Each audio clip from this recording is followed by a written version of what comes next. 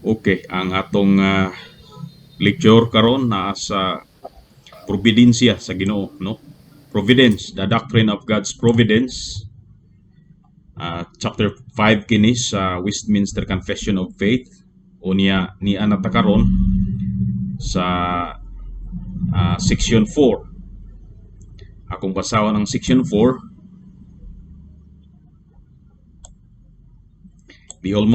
The almighty power, unsearchable wisdom, and infinite goodness of God so far manifest themselves in His providence, that it extends itself even to the first fall and all other sins of angels and men, and that not by a bare permission, but such as has joined with it a most wise and powerful bounding, and otherwise ordering and governing them, or governing of them in a manifold dispensation to his own holy ends. Yet so, as the sinfulness thereof proceeds only from the creature and not from God, who being most holy and righteous, neither is nor can be the author or approver of sin. Okay, so ang atong hisgutan there is section 4 sa chapter 5 sa Westminster Confession of Faith sa Doctrine of God's Providence. Mahitungod ni siya sa problema sa evil, the problem of evil. Ang tawag niya na sa theology is theodicy. So, ang problema sa evil mo ni pinaka lisod kayo is solve nga question, o gikan pa sa unang panahon mao na ni pirmi ang questions bisan sa mga dili lang kay sa mga theologians, kung dili sa mga philosophers. Kay ang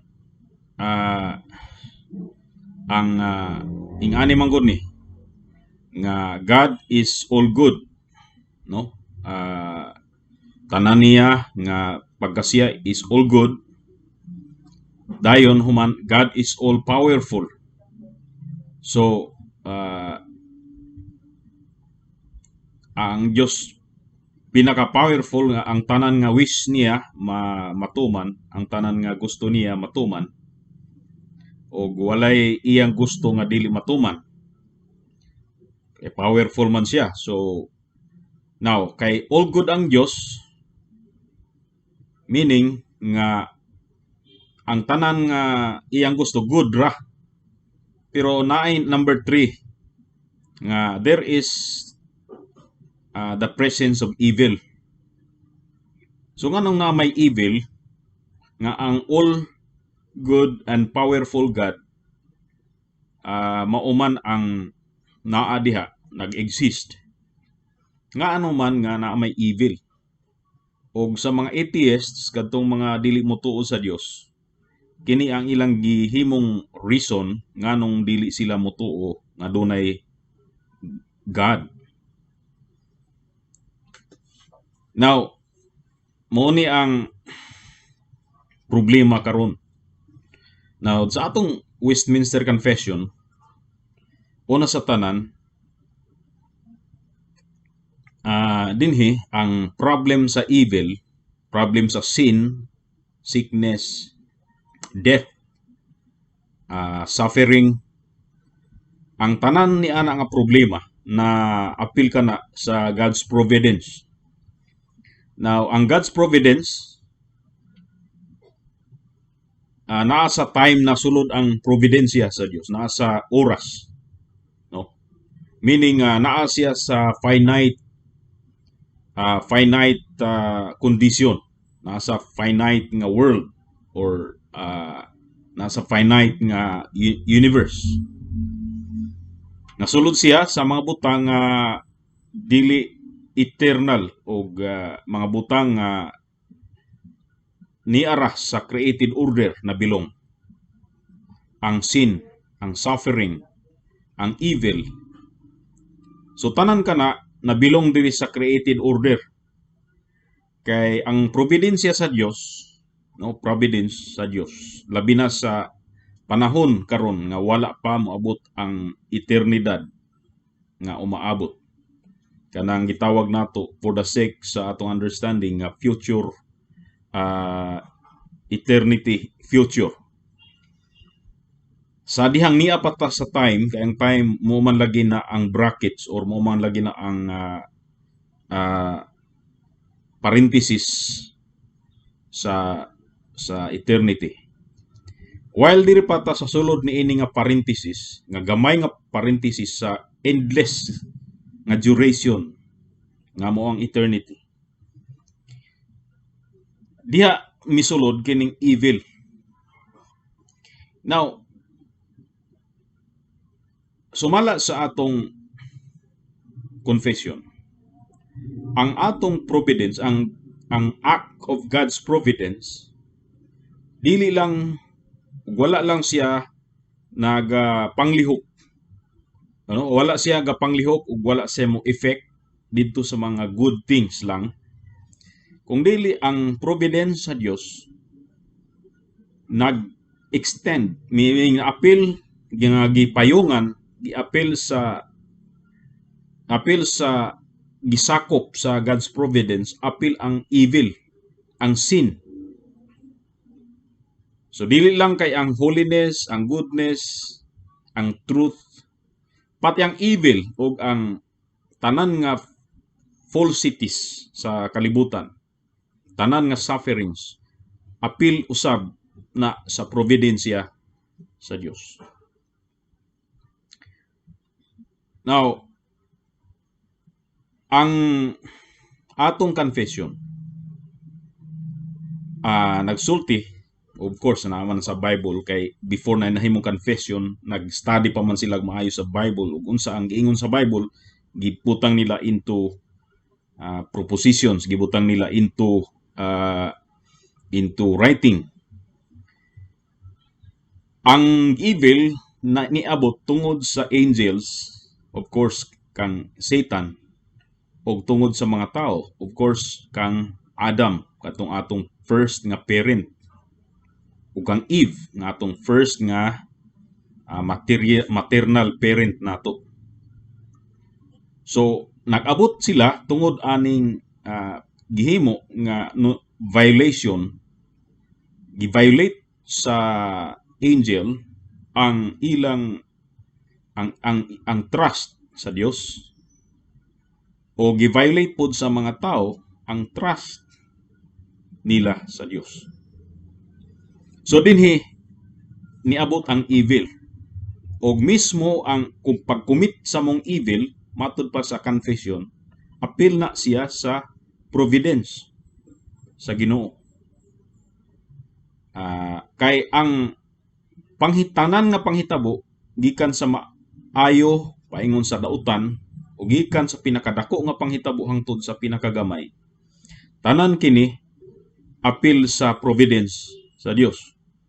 Kay kung naay mga panghitabo nga dili appeal sa providence sa Dios, unsa kaha ang atong ikasulti mahitungod sa Dios? Kung naay mga panghitabo nga nahitabo pananglitan, o balik ta sa katong murag syllogism nga gina-advance sa mga atheists, nga God is all good and God is all powerful. Now, kung ang maong God, dili siya magkapugong sa presence sa evil, although dili siya gustong evil, kung ang maong God dili siya makapugong, o dunay gyud maabot nga dautan o mahitabo nga dautan, pero ang kanang nahitabo nga dautan wala kapuggi bisag unsa niya ka powerful, meaning nga napay mas powerful pa kaysa iya, ha. Na imagine kung do na may powerful pa sa iya niya, di niya kapugnan, di siya gusto niya puro maayo unya na may dautan nahitabo. So sa dihang nahitabo ang dautan nga dili niya gusto, so napay mas powerful being outside sa iyang sarili, sa iyang kaugalingon, nga makaingon ka nga kani mas powerful pa sa iya, ha. So kini siya kini siya dili God ning atong gisimba. Kay naa pay mas powerful pa pero evil nga God. Kay ang iyang ang gigusto or ang gusto ni ini nga evil God natuman man bisan tuod nga dili gusto sa good God. So dunay evil God nga mas powerful pa. Kung mao na at dili tinuod nga dunay good God nga all powerful. Muna ang argument diha. So dili man pwede na kay doon na may isa ra gyud ka Dios. Og ang isa ka Dios bisan sa mga dautan nga panghitabo siya gyud ang nagapahinabo ni ana. Kay kung wala mahitabo kung wala kung wala niya kagustuhi, wala niya ni apil sa iyang hinggustuhan, wala ipahinabo sa maong God. Wala man unta mahitabo kay siya ra man gyud ang mopahinabo sa tanan nga butang. Now, tungod kay nahitabo man, no? So ato yung ang konklusyon nga kini ra gyud nga Dios nga most powerful mo ay nagbuot nga mahitabo kanang dautan sa kalibutan. So mo na siya. Now ang another objection na pud ni ana is mao lagi. So kung meaning siya ra man gyapon ang Dios nga nagpahinabo sa dautan, ang another objection ni ana is author siya sa sin. Siya mo ay nagpasiugda sa sala kay siya ra man gyud ang nagpahinabo sa mong sala nga nahitabo ang sala kay siya. Now ang atong confession iyang gi-deny kana nga accusation, iyang gi-deny nga God is the author of sin. Unsaon sa Dios pagka-author sa sala nga siya all good man o all holy, no? Holy siya sa tibuok niyang pagka-Dios. Ang tanan nga kanang gitawag nga the fullness sa holiness sa tanan nga good attributes, holy and good attributes, powerful nga attributes naa sa iya. How could he be the author of sin when he is a holy God? Muna ang question ang atong ang pangutana nga mukama. So kung pananglitan o galing mo ingon ta nga dili siya mang author sa sala pero siya man ang sa providensya niya iya man nga dili lang kay gitugutan kun dili giorder gyud niya nga mahitabo ang tanan nga mga butang apil ang sala sa iyang providensya o gipalihok niya automatic og kana sila doon na dili na mausab nga ordering sa tanan nga mga panghitabo. Okay, matod sa atong confession that not by a bare permission, dili lang kay bare permission lang, but as such has joined with it a most wise and powerful bounding. So wise and powerful bounding meaning nga bound to happen gyud ang maong mismo ang sala, ang pagkahulog sa tao, pagkahulog sa mga anghel sa pagkasala, bound, powerful bounding, bound gyud nga mahitabo kana. And otherwise matud pa diri gi-order gyud niya and governing of them bisan sa pagkahinabo sa moong pagkahulog sa anghel sa pagkasala o pagkahulog sa atong first parent sa pagkasala, gi-order o gigobernuhan sa Dios in a manifold dispensation to his own holy ends. Pero dinhi ang purposes nganong iyang gi order sa iyang providensya, iyang gipahinabo ang tanan nga mga maong mga event, no, is for holy ends, meaning nga para sa balaan nga mga katuyuan. Okay, so sa balaan nga katuyuan. Kung inyong mahinumduman nga dunay daghan nga dautan nga panghitabo sa Bible para sa unya iniresulta sa maayo. Pananglitan ang unsa may dautan nga panghitabo nga niresulta sa maayo. Sa pananglitan, ang kalamidad. Ang kalamidad nga nahitabo sa Bible, ang floods sa panahon ni Noah, or ang pagulan og kalayo sa Sodom ug Gomorrah, or ang rejection, pananglitan sa mga Hudyo sa New Testament, sa Gospel. Tanan kana dunay maayo nga resulta. Kung wala i-reject sa mga Hudyo ang Gospel, pananglitan sa New Testament, dili unta ang mga apostles moadto dito sa mga Gentiles. So giorder niya usahay na ay mga panghitabo nga dautan aron nga mukam up ang maayo. So ini dili nato malalis nga gipahinabo gyud sa Dios.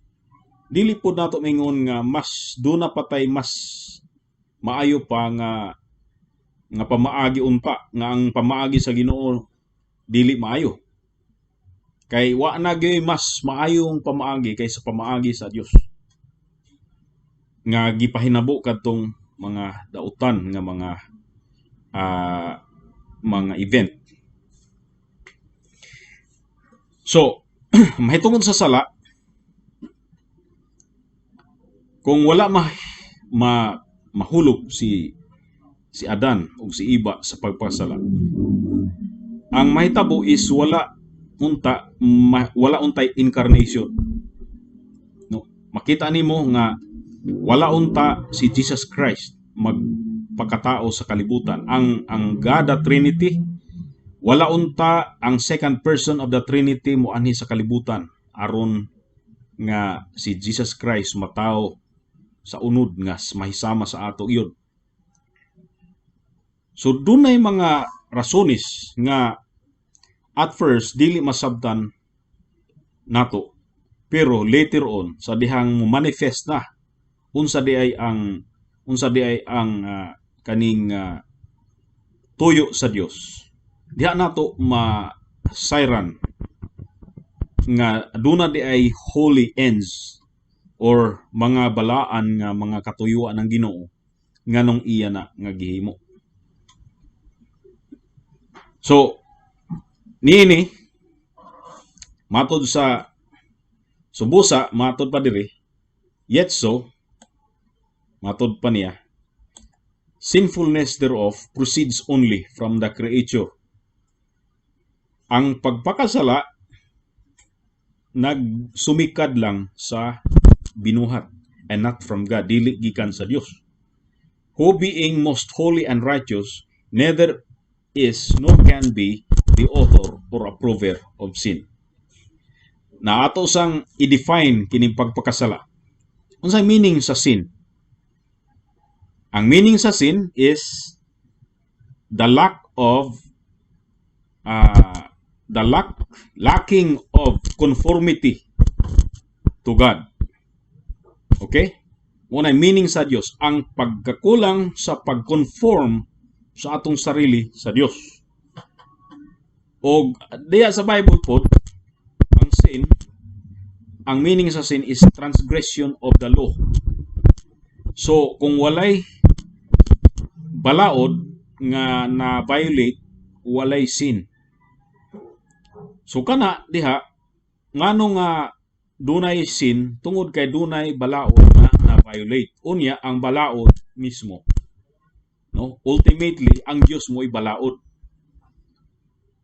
Kung dunay 10 commandments, tungod kay kinahanglan ibutang sa Dios at least into propositions or into statements ang iyang will. So gikan sa iya, gibutang niya into propositions, muna siya nga nahimong balaod, 10 commandments. Pero ultimately sa dihang mo violate ka or mo transgress ka sa 10 commandments, wala ka nag-transgress sa usa ka kanang gitawag nato nga impersonal nga butang. Ang imong gi-violate ang Dios mismo. No, dili kay ang 10 commandments ang gi-violate in and of itself, kung dili ang imong gi-violate gyud mao ang Dios mismo. Gi-violate nimo ang holiness sa Dios sa diyang mo transgress ka sa 10 commandments. So dinhi, no, makita nimo nga ang sin nagitaw nga imong kasalan, no, makasala ka sa tao. So now, sa diha nga atong ipahid, very very bad na ang sala sa Dios, moingon ta nga ang Dios mo'y author sa sin. Ang Dios nakakommit og sin, halos mauna ang equivalent sa duha ka statements. God is the author of sin or approver of sin, o God is the one who commits sin. Halos parehas ang statements, no? Although lahi ang terms nga gigamit kay author or approver, pero at the same time murag nag-ingon ka nga ikaw may basulonon Ginoo. Kay kung wala ka mo sa imong providensya, wala nimo gipahinabo kining panghitabua, wala untay sala. So meaning approver siya, author siya sa sala. So dili ang Dios mahimong author sa sala kay kinsa man lagi ang masalaan. Kan kinsa man ang Dios makasala, nga siya man ang masalaan. So ang makasala kadto rang nakasala again sa iya, dili siya makasala again sa iyang kaugalingon. Kay in the first place, dili siya pwede nga mo contradict sa iyang holiness. Ang nag-contradict sa iyang holiness kadtong nagka-commit mismo sa moong sala. O sa diyang gi-commit nila ang sala nila, ni-approve sila sa moong sala. Sila ang ni-approve ni ini, o sila may author sa ilang kaugalingon nga sala. So, atong tanawon ang biblical nga mga text nga gigamit sa atong Westminster Confession. No, sa katong may tungod kini sa dili lang kay permiso ang gihimo sa Dios, kundi mismo dunay powerful bounding ug ordering o governing, no, sa maong mga panghitabo. Ang Dios mismo'y nagapahinabo ni ana. O makita nato kana sa Romans chapter 11 verse 32, for God hath concluded them all in unbelief, that he might have mercy upon all. Oh, the depth of the riches, both of the wisdom and knowledge of God! How unsearchable are his judgments, and his ways past finding out. For who hath known the mind of the Lord, or who hath been his counselor? Sa Romans 11, may tungod kini sa kanang the whole chapter, may tungod kini sa desire ni Apostle Paul nga ang Israel ma-save. Unya diha sa chapter 11, diha gilatag ni Apostle Paul ang iyang ang konsepto sa eschatology niya about sa restoration sa Israel ngadto kang Jesus Christ sa kaulahian nga panahon, nga matud pa niya nga ang Israel naa sa unbelief karon aron nga magkabig ang mga Gentiles, no. Matong tanaw murag na ay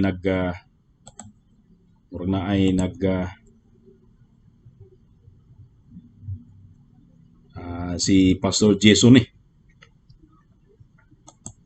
i-admit si Pastor Jason. Hello, Pastor Jason. Hello. Okay. So, So, madunggan ra ko, na-late, Pastor. late ba ko? Late ba Ah, ko? um, anyway, patapos na mi, pero naapay ato i-discuss gamay. Oh, I'm why so problema. sorry. Why problema, Pastor? Why problema? Maka-review man Uh, ka. Ato lang, ako raning ah, ibutang sa YouTube. So, diri na ta mm, sa pagtanaw sa mga texts nga gi-quote sa Westminster Confession about sa Dios mismo, nga mismo ang presence sa sala o ang pag-commit sa sala, no? Ang Dios mooy nagabuot ni ini. So, sa iyang providence, no? So, okay. So, dinhi sa atong confession, gi-quote ni nato or gi-quote diri sa mga uh, sa Westminster Divines, gi-quote dinhi ang Romans 11:32 ug ang context ni ana sa Romans 11 mao ang nga ang mga Hudiyo in the last day adunay sila'y restoration diha kang Jesus Christ. Ma-restore sila sumala pa diri sa chapter 11 sa Romans 11 ug ang restoration nagsumikat panahon sa mga conversion sa mga Israelites during the apostles' time. O kay kaang last day didto naman nagsumikad ang last day. Pero doon na pag ang last day do sa spectrum sa last day, doon na pag pinaka medyo katapusan sa mong last days. Ang katapusan sa mong last day diri doon nagyoy conversion or pagkakabig sa mga Hudiyo in the last day nga gitagna. Now, diha sa maong pag-reject sa mga Hudiyo panahon sa New Testament times, sa panahon sa mga apostles, gi-reject sa majority sa mga Hudiyo ang gospel, and therefore ang mga Gentiles nakadawat pud sa mercy nga gikan sa Dios. Nakadawat ang mga Gentiles sa kaluoy tungod kay gi-reject sa mga Hudiyo ang gospel. Kay kung wala pa gi-reject, ang mga apostles dili na muwali sa mga Gentiles. So ang reason nga naadto ang mga apostles nagwali sa mga Gentiles, usa sa mga reasons of course, is that the Jews rejected the Messiah. O hangtod gani karon, grabe ang rejection sa mga Hudiyo nga ang mga rabbis di gyud mo tuo kang Jesus Christ karon. Now, ang kana nga pamaagi no sa providensya sa Dios nga ang mga Gentiles na kadawat no og gospel og dunay maayong resulta ang medyo negative nga reception sa mga Hudiyo sa gospel ug kana apil sa providensya sa Dios mo na ang giingon diri sa atong confession nga usahay no adunay og kanunay adunay mga dautan nga panghitabo nga gibutan sa Dios for holy ends sa mga balaan nga mga katuyuan. Ug usa na ni ana ang rejection sa mga Hudiyo sa gospel. Og diri sa Romans 11:32, for God hath concluded them all in unbelief. Meaning all katong nag-reject sa gospel, katong them ang antecedent niya ng word nga them sa verse 32 sa Romans chapter 11 mao ang mga Hudiyo. For God hath concluded them, katong Hudiyo nga unbelieving kang Jesus Christ, nag-reject kang Jesus Christ, all in unbelief, that He, meaning God, might have mercy upon all. Now, kaning all diri sa nga last nga all, dili na ni nga Hudiyo lang all, kundi both Jews and Gentiles. So, ang paraphrase nga tanan nga mga unbelieving Jews gi-conclude sa Dios sila, meaning gibutan sila nga naa sila sa ilang unbelief, aron nga ang Dios might have mercy upon Jews and Gentiles. Now sa 33, gidiretso ni Apostol Paul ang tubag kay ang doon na may objection ini. Muriingon ang tao nga unsa man nga klase sa logic nga ang Dios iya manggibutan nga i-reject sa mga Hudiyo ang gospel aron nga doon na pay mas maayong panghitabo. Ang verse 33 mo ni ang answer sa maong objection. Wala na mo hulat si Apostol Paul nga doon na pay objection, iya nang gi-answer. Mato niya, "Oh, the depth of the riches both of the wisdom and knowledge of God. How unsearchable are his judgments and his ways past finding out." See? So ang dunay wealth of wisdom nga naa sa Dios, wealth of wisdom and knowledge nga naa sa Dios. Kung mo question tani ana nga wealth of wisdom and knowledge, murag ta og usa ka beggar nga nag-question nganong ang tag-iya sa Gaisano Mall, no, dili dili nato makaya ang iyang pag-ihap ang iyang kwarta. Ingana ang nahitabo sa dihang ang tao mo complain nga ang Dios matud pa naga-reject sa uban o kasagaran nga mga Hudiyo aron lang nga ang gospel moadto sa mga Gentiles. Matud niya, dili nimo matugkad ang wealth sa wisdom og knowledge sa Dios. How unsearchable are his judgments. Iya man ang mga paghukom, dili nimo marikisa, dili nimo matugkad, di ma-search. And his ways past finding out. Ang iyang mga pamaagi, dili gayud nimo masakpan, dili nimo maarok sa Tagalog pa. So, dinhi mo sulod kining misteryo sa Dios nga ang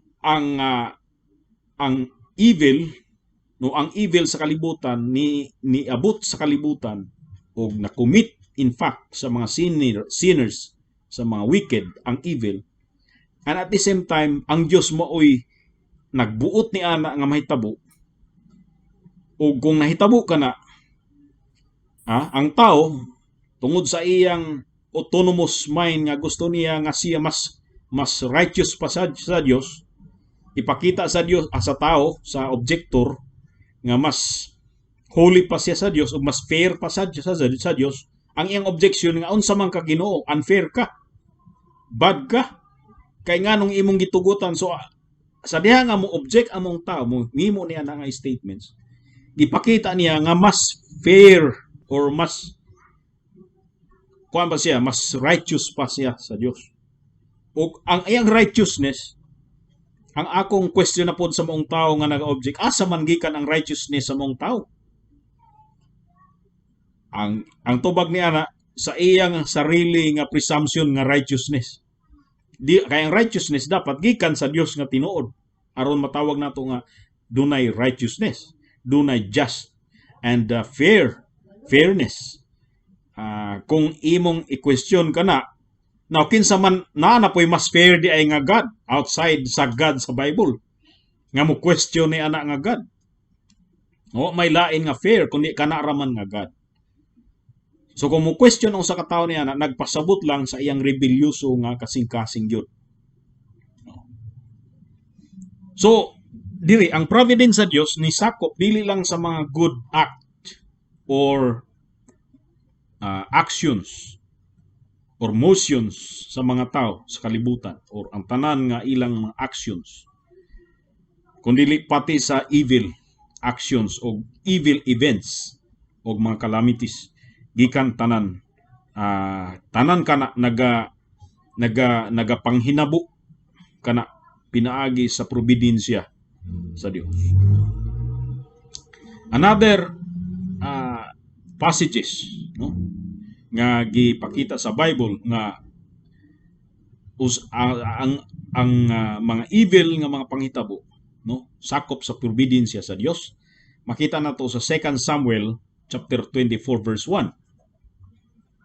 O compare nimo sa first Chronicles chapter 21 verse 1, no? Now sa 2 Samuel 24:1 mato diri, and again the anger of the Lord was kindled against Israel, and he moved David against them to say, "Go, number Israel and Judah." Okay? So diri, the Lord na, ang Diyos mismo, maoy nag-influence kang David, sumala diri, nga iiphon ang mga Israelites ug ang mga nasa Judah. Now, kining pag-ihap, gidili kini sa Dios. Gidili kini diya sa panahon ni Moses, gidili sa Dios nga iphon ang mga Israelites sa reason nga kung iphon man gud murag natamayan nila ang Dios nga ang saad sa Dios nga the number of the children of Israel shall be as the sand of the sea or as the stars of heaven. Now, kung iphon sa Dios sa mga tao ang kung mag-census sila sa population sa ilang mga tao, murag ilang gikatamayan ang maong saad sa Dios, as if nga ang Dios dili true sa iyang promise. So sala o gidili kini nga pag-ihap kang pag-census sa population. Nasa Samuel giingon diha nga ang Dios mismo maoy nag-move kang David aron nga iphon ang population sa Israel o sa Judah. Pero pag abot nimo sa Chronicles, sa 1 Chronicles chapter 21 verse 1, dili lang kay dili Dios mo ay nag-sulsul kang David, kundi si Satan. No? And Satan stood up against Israel and provoked David to number Israel. Nawasa man ang tinuod diri. Sa Samuel, sa 2 Samuel, ang Dios mo ay nag-move kang David para iphon ang population sa Israel o sa Judah. Pero pag abot sa Chronicles, dili ang God kundi the devil, si Satan. Para sa mga critic sa Bible, contradictory kini nga dili na tinuod ang Bible ninyo kay nagka-contradict man sa isa si Satanas, ang sa isa ang Dios. Dili day na united or dili wala mo sulti ang Bible in unison. Kung dili contradictory. Now ang explanation na wala sila magka-contradict sa usag-usa. Kay sa 2 Samuel ang gi-emphasize diha nga kanang tanan nga nga action ni David is according to God's providence. Ang Dios gyud mo'y ultimate, no nga matawag nato nga mo'y nagbuot ni ana sa iyang providensya. Pag abot sa Chronicles, ang gitan-aw lang diha mao ang instrumentality sa God nga mao si Satan. Nga si Satan instrument sa Dios, nga si Satan gisugo sa Dios nga mo'y musulti or mo hulhog or musugnod kang David aron nga iyang inumber ang population sa Israel ug sa Judah. So wala mag-contradict. Kay si Satan is God's servants. No, walay opposite ang Dios. Dili kamo mutuo nga ang Dios is a good God tapos si Satan is an evil God. So dualism ang mahitabo nga sumala sa dualist nga concept or nga worldview. Mao na nga dunay duha nga nag-away sa tibuok nga universe. There is a good God and there is an evil God. Ug nagsigi sila karong away, unya usay mapildi ni good God, so daghay mga dautan nga panghitabo kay mo prevail ang bad God or evil God ug ang tanan niya nga evil nga mga plans ug mga acts maoy mahitabo sa kalibutan. O sometimes pod sumala sa maong view nga ang good God mo'y mo prevail, so ang evil mapildi sa kalibutan, sa ang good mo'y mo prevail. Dunay prosperity, no? Dunay peace, dunay orderliness sa tanan nga panghitabo. So, pero sa Bible, of course, si Satan dili evil God. Wala siya sa status sa godhood makabutang. Kay usa lang gyud ang Dios. O kanang usa nga Dios, mauna siya ang naghimo sa tanan nga butang. O sa diha nga mohimo siya, sumala pod sa iyang holy ends, kadtong mga balaan niya nga mga plano sa iyang binuhat sa creation. Sa balaan niya nga mga plano alang niini. Sa dihang mohimo siya sa mga butang medyo sa atong tanaw, sa atong perspective, dautan. Kana tungod kay dunay holy ends nga naa sa mind sa Dios. So ang iyang himuon nga tool or kasangkapan niana mao si Satan. Ug kung mobasa mo sa debate between Luther ug si Erasmus, sa The Bondage of the Will ni Martin Luther, mo na ang iyang gisulti gyud nga si Satanas, mura na siya og usa ka mo carry out na siya sa will sa Dios, no? Nga sa dihang ang Ginoo mohimo og dautan sa kalibutan, si Satanas mo yang tighimo niya na. Of course, si Satan alang kana ko is murag lapdog si Satan nga sa Dios, or murag matud pa nako diha sa among wali kay naa ako sa Book of Job sa akong wali karon. Si Satan is muuna siya ang tuta sa Dios. Katawagan ni mga membro sa dihan niingon mga tuta sa Dios si Satan. Kay ang tanan nga gusto sa Dios, no, si Satan instrument niya sa diha nga dunay mga evil nga events nga sa pagbuot sa Dios ug sa holiness sa iyang kabubuton, iya kana nga gipahinabo. Si Satan mao iyang gihimong instrumento aron nga mo carry out niya ana. Sa pananglitan sama lang sa kining atong panghitabo karon sa pandemya. So, gikan ang tanan, ang Dios mooy ultimate nga nagbuot nga mahitabo kini. Dili gyud nga ultimately si Satan. Otherwise, si Satan imong ibutang sa status sa Dios, sa godhood, which is blasphemy itself. So dinhi walay contradiction sa second Samuel o sa first Chronicles. Why contradiction? Okay, so mo proceed ta sa another verse. Naana siya sa 1 Kings chapter 22 verse 22. 23. No? O sa 23. Sa 22, and the Lord said unto him, Wherewith, and he said, I will go forth, and I will be a lying spirit in the mouth of all his prophets. And he said, Thou shalt persuade him, and prevail also. Go forth, and do so. Verse 23. Now therefore, behold, the Lord hath put a lying spirit in the mouth of all these thy prophets, and the Lord hath spoken evil concerning thee. Now, istorya na siya about kang Ahab o kang Jehoshaphat. Si Jehoshaphat mo'y hari sa north. Okay? Sa south.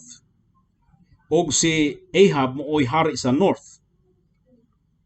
Now, usually, ang north o ang northern o ang southern Israel, magkalaban ni sila karon. Pero this time, wala sila magkalaban kay doon na sila common enemy o nag-alyansa sila. So, si King Jehoshaphat, niadto siya kang King Ahab sa north.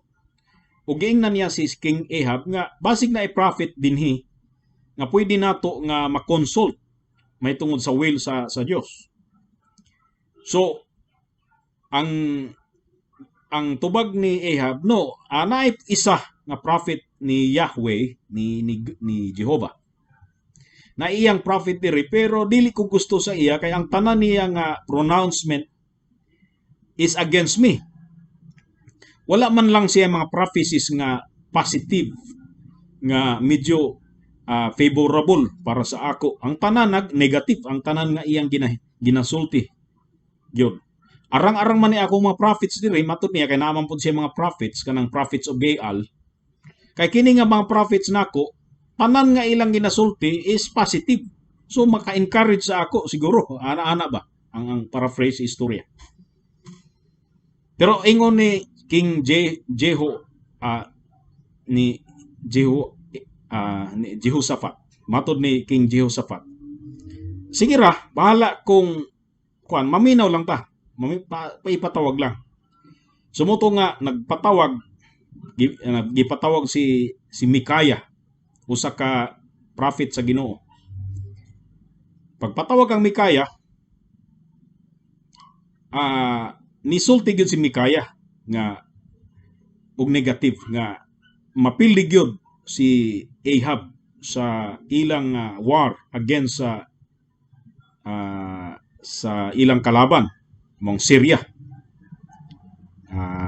So dinhi ingon dayon si King Ahab nga tanawa ang iyang gisulti daotan gyud against sa ako. That's why niingon baya ko sa imo, King Jehoshaphat, nga di ta mo maminaw ining propetaha kay tanan nga isulti gyud negative.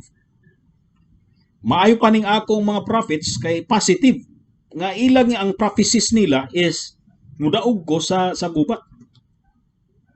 So karon ang si Micaiah nga prophet ni Yahweh ni sa Dios, nagsulti siya nga sa langit daw iya mo ni isulti nga dunay panagtigom tali sa angels, of course, o sa Dios. Mga angels o mga spirits, mga spiritual beings, dunay panagtigom didto.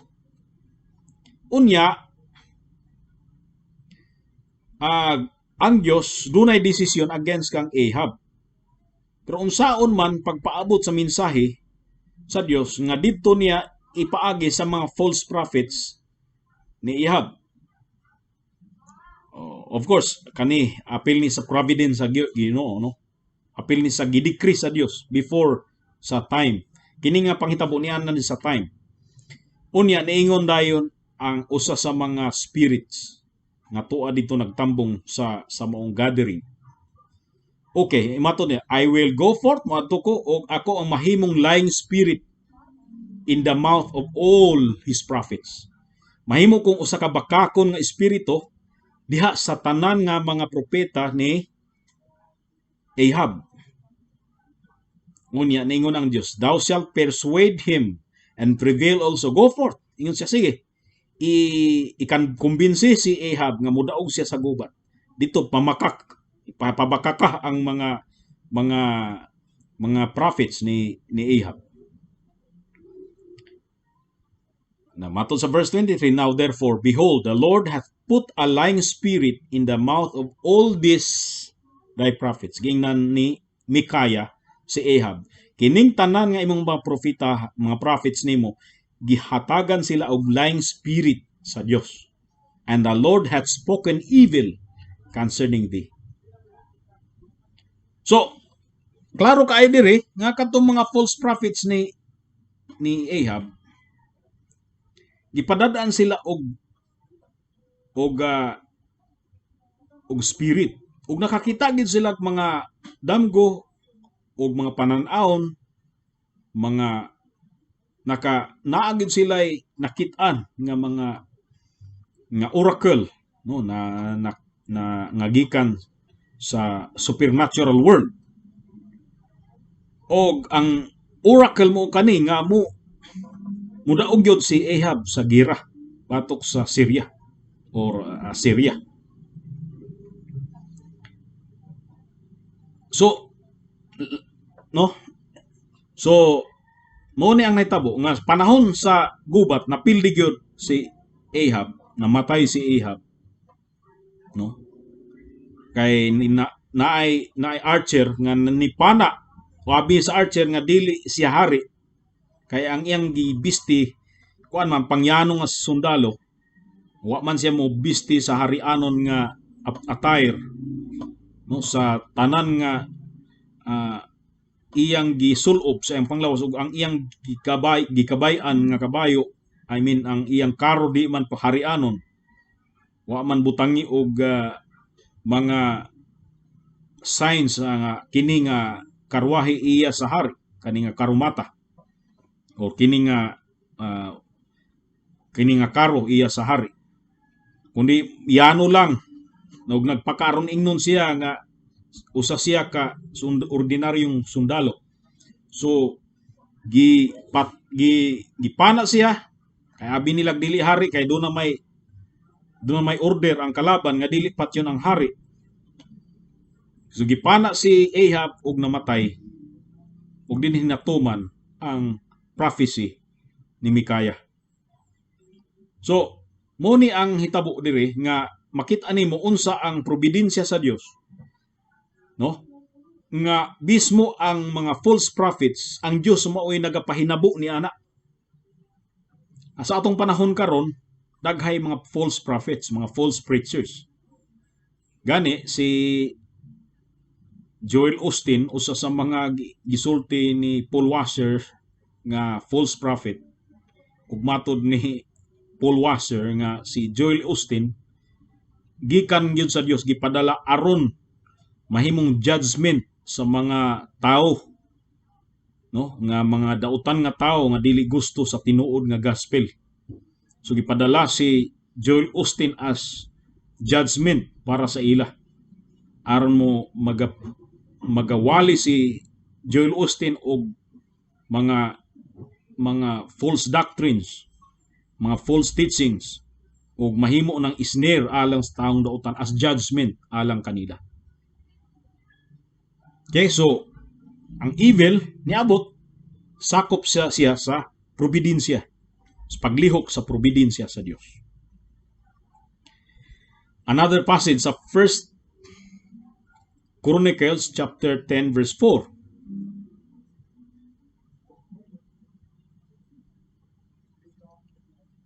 Namato diri, then said Saul to his armourbearer, draw thy sword and thrust me through therewith, lest this uncircumcised come and abuse me.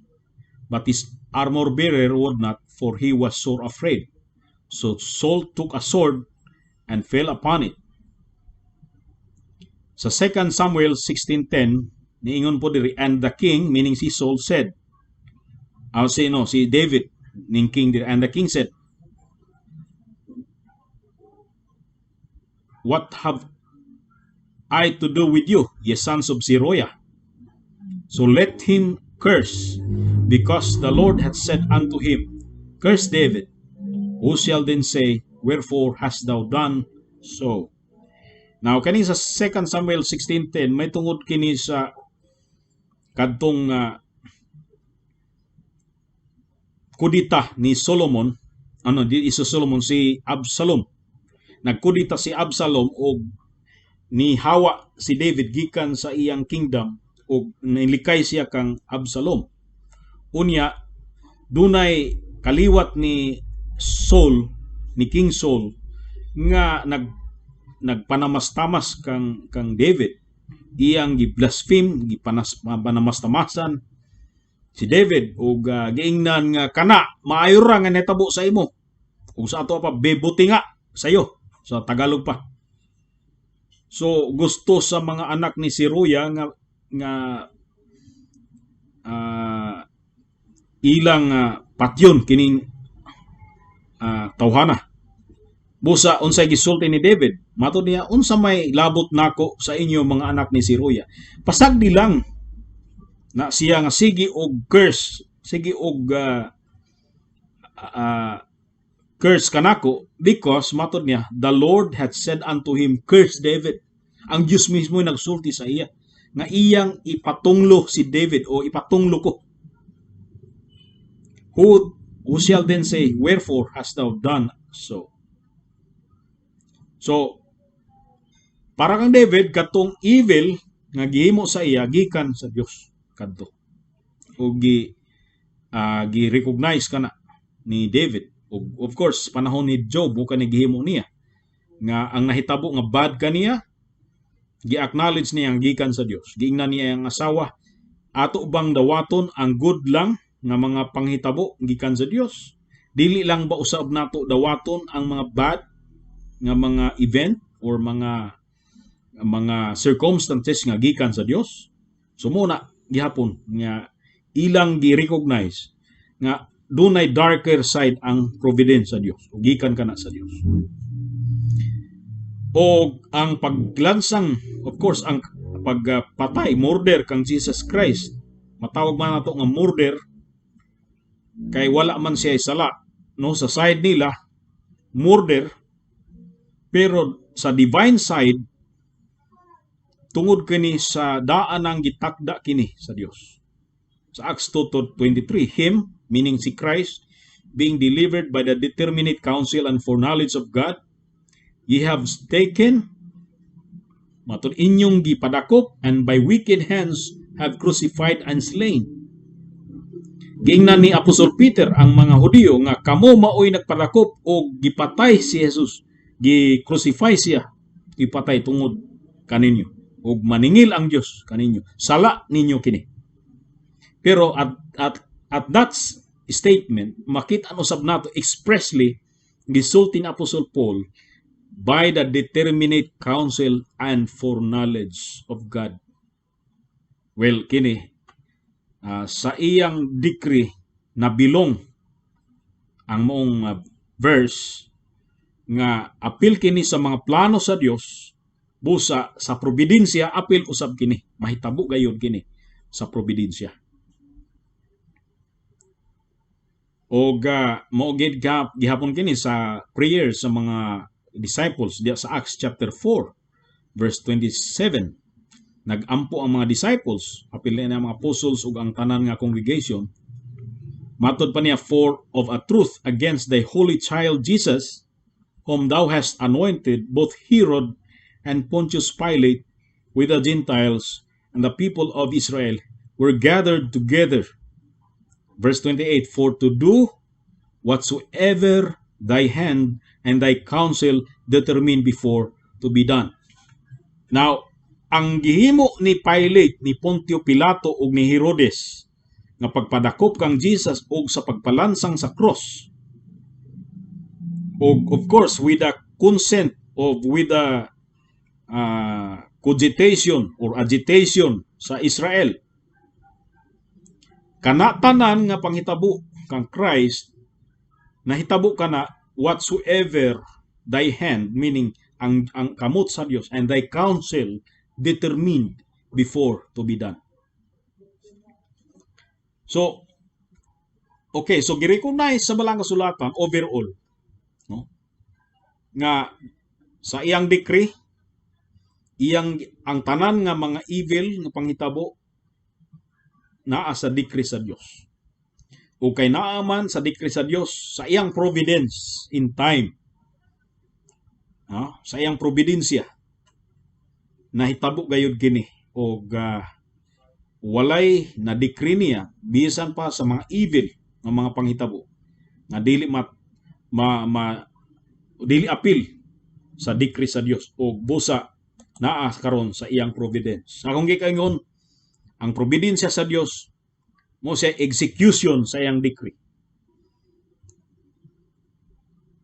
O makita gihapon nato, no, sa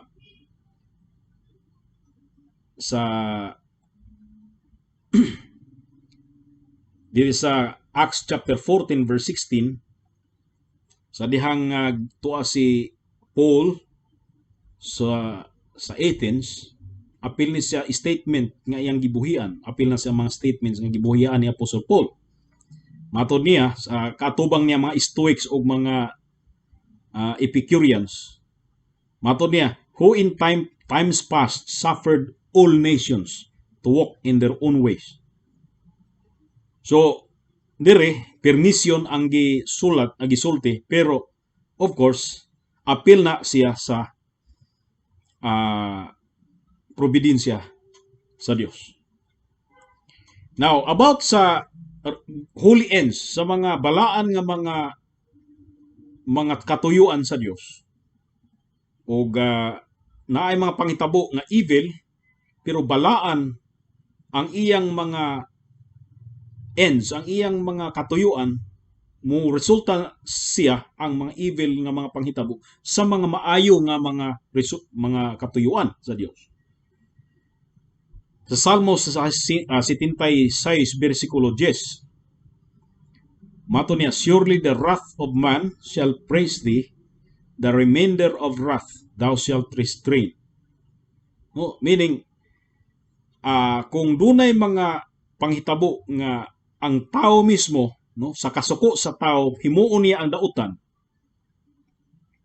ug ang sa diha nga dunay nahibilin pa nga wala gyud himua sa tao nga dautan tungod kay duna pay wala niya duna pay iyang kasuko nga wala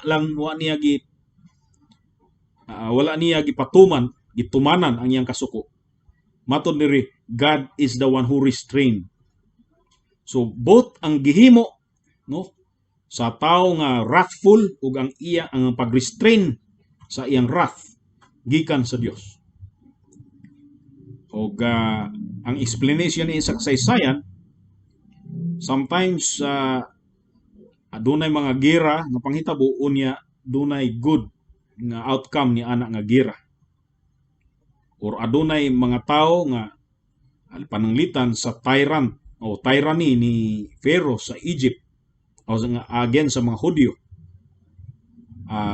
Iya tong gihimo according to God's providence aron nga makit-an sa mga Hudyo, sa mga apo ni Abraham, unsa ang power sa Dios. So gihatagan sa napulo ka mga kining hampak, no, ang mga Israelites, ang mga Egyptians, o gana nga hampak gihatag niya mga plagues against the Egyptians, gipakita kana aron mapadayag ang iyang himaya para sa mga elect nga mga Israelites.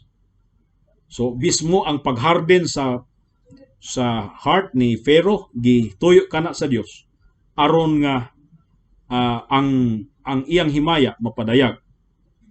For this cause, matod niya sa Romans chapter 9, for this cause have I raised thee up.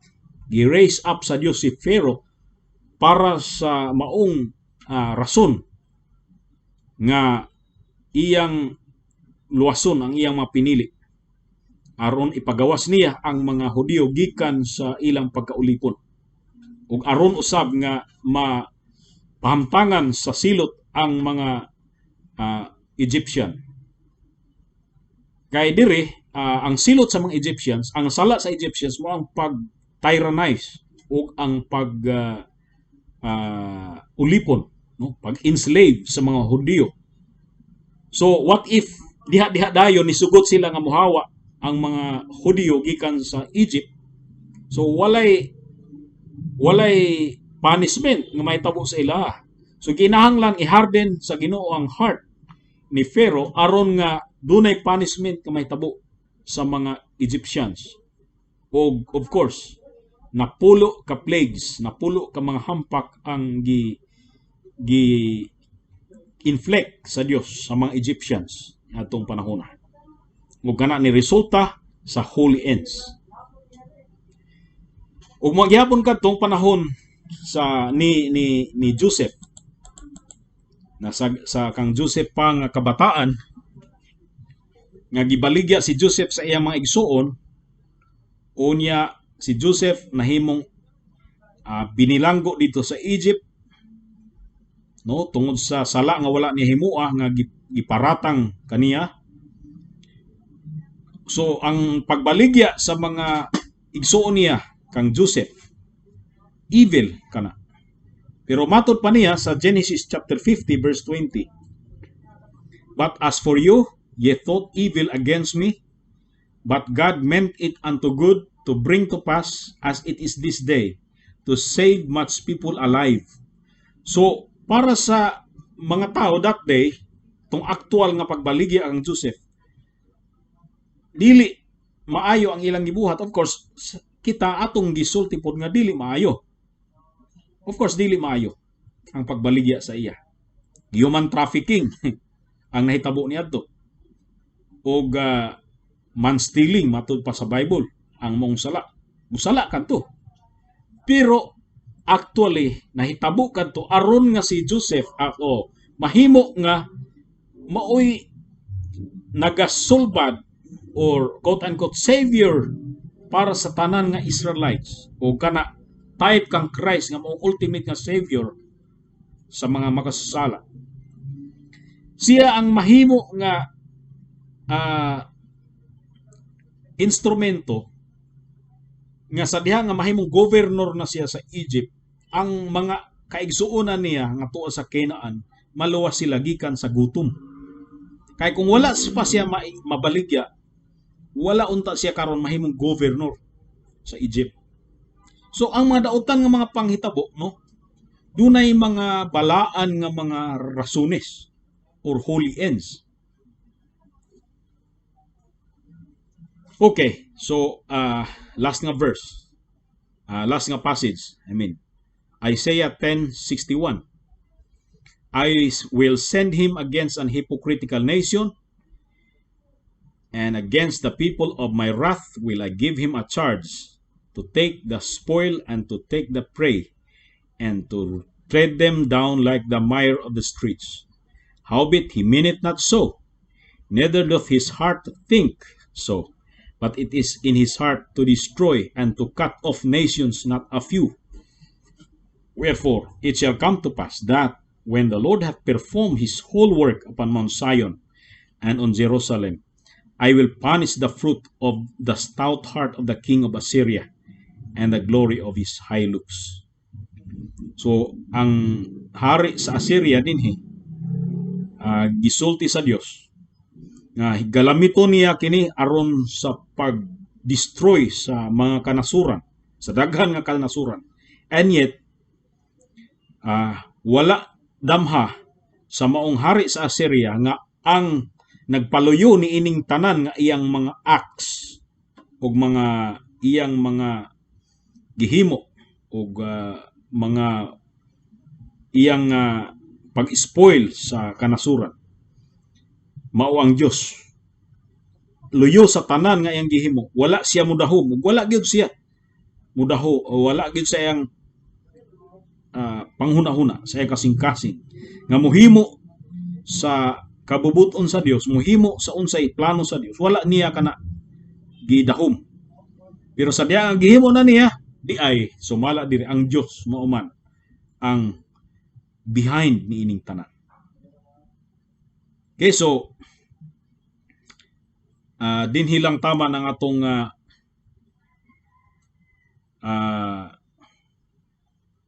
ang atong exposition. Otherwise, atong tubagon kung dunay mga pangutana.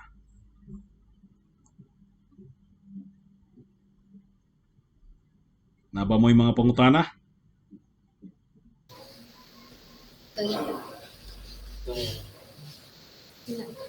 Wala na daw, Pastor. Okay. So, kung walay pangutana, si Pastor Jason? Ipaki-on imong kuan, Pastor, okay. Na-bless lang ko sa imong exposition regarding sa execution sa pag-execute sa balaod sa Ginoo. Ngan sa ato Actually that is the mystery of his sovereignty. Nga when he gave laws, he exercised it. Mo na nga bisan sa pagka-impierno sa tao, that is for God's glory. So correct. That is why that is still a mystery until now. Tama tong ingon nimo nga Tama tong ingon nimo kaganina nga si Joel Austin, TD Jakes, kinsa pa ni Joseph Prince ug uban pa nga mga prosperity gospels. They are the justice of God to those people nga naga-reject sa Gospel. justice sa Ginoo because the reality is most people nowadays, even in Christian circle, they love and embrace the grace and love of God, but they reject the justice of God. Mo na True. nga wala gid sila kaila sa Ginoo sa Biblia. So thank you, Pastor, for reminding us about the truth about these biblical passages and reminding us also sa ato ang confession. So kana lang akong kuan karon, Pastor, mahatag Comment. ng comments. Okay, salamat kayo, Pastor Jason. Si Pastor Aldin, wala karon na nangid siya kay nakakommit siya sa Oh, PCAS pero mo review ra daw siya aning okay. klase Mm. ug ang atong last nga lecture wala na ako na butang sa YouTube Oh, pero akong ibutang ni tanan. So daghang salamat sa observation, comment, Pastor Jason. So kung salamat gid, Pastor. wala na inyong lain pa nga ikadugang o mga observation, ato ning tapuson pinagi sa pagampo. Pastor Jason, palihog ikaw magampo. Let us pray. Thank you, God, for reminding us about these topics from Westminster Confession. You use mightily this humble servant, Pastor Ricky, oh God. Indeed, your manifold grace is abounding and expanding in our lives through the discussions, the knowledge from your word in the light of Scripture. You manifest your glory in the righteousness of your Son Jesus Christ to us. As we depart from, as we go to our different activities, may your grace and love abide in us and protect us from the continuous disease, the COVID-19 coming in the Philippines, the Omicron. Oh God, give us the good weather and also God healthy bodies. This is we ask through Jesus Christ. In Jesus' name, Amen. Amen. So daghang salamat o maayong buntag sa tanan. God bless. Thank you, Pastor. Salamat. Way sa God payan. bless everyone.